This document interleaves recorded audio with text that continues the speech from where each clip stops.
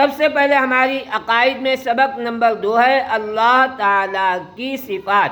اب ہم سوال پڑھا رہے ہیں، آپ کو سوال پڑھنا ہے۔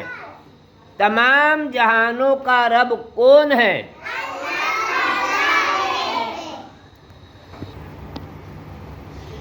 دوسرا سوال ہے اللہ تعالیٰ کے رب العالمین ہونے کے کیا معنی ہیں؟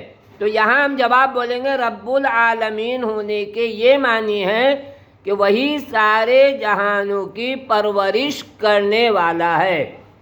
اللہ تعالیٰ کے خالق ہونے کا کیا مطلب ہے؟ جواب دیکھو، اللہ تعالیٰ کے خالق ہونے کا مطلب یہ ہے کہ کائنات کی ہر چیز کا پیدا کرنے والا وہی تنہا اللہ ہے، وہی تنہا ہے۔ پھر کہہ رہے بچے اللہ تعالیٰ کے عالم الغیب ہونے سے کیا مراد ہے؟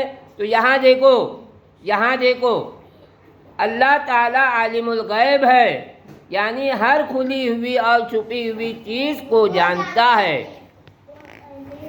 اب اگلا سوال ہے اللہ تعالیٰ کی اہم صفت کیا ہے؟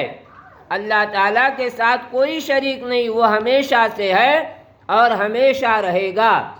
ہم اللہ تعالیٰ ہی کی عبادت کیوں کرتے ہیں؟ ہم اللہ تعالیٰ ہی کی عبادت اس لیے کرتے ہیں کہ اسی نے ہم کو پیدا کیا۔ سبحان اللہ کے کیا معنی ہے؟ سبحان اللہ کے معنی ہے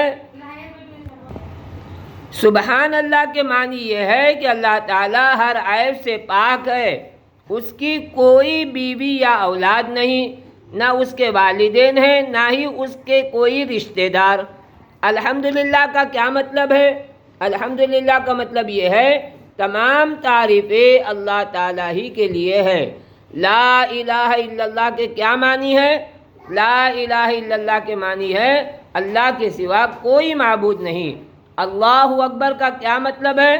اللہ اکبر کا مطلب یہ ہے کہ اللہ تعالیٰ ہی سب سے بلند و بالا ہے۔ یہ ہم کو یاد رکھنا ہے، یہ اللہ کی اہم صفت ہے۔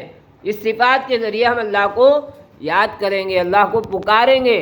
جب اللہ کو اللہ کے نام کے ساتھ، اچھے اچھے ناموں کے ساتھ پکارتے ہیں تو اللہ تعالیٰ بہت خوش ہوتے ہیں وہ بندے سے۔